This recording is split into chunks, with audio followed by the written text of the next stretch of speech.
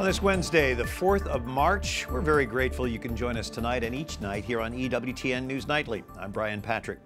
A Christian pastor provides refuge to hundreds of abandoned babies on the streets of South Korea. Lee Jong-rak has helped more than 500 babies with his baby box. That's a bin where mothers can safely leave their newborns.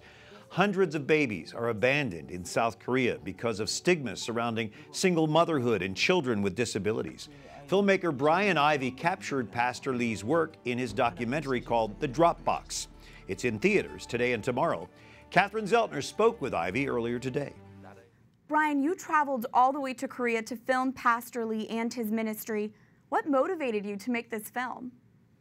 Well, I really wanted to be famous, just like a lot of film school students and a lot of kids who wanted to make movies since they were 9 years old. I wanted to be famous like all my heroes. I wanted to travel the world, and I wanted to hear the applause and people come into the worlds I'd fashioned for them and stuff. So I really saw a story that was a golden ticket to Sundance Film Festival.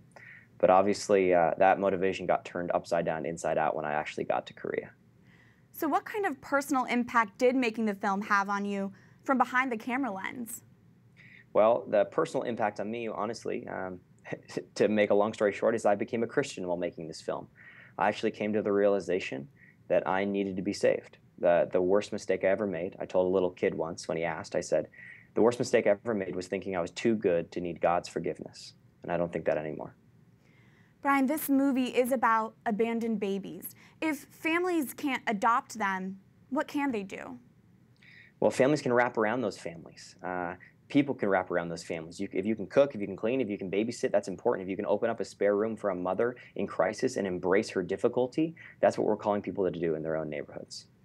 The documentary is out today and tomorrow. What do you hope people take away from this film?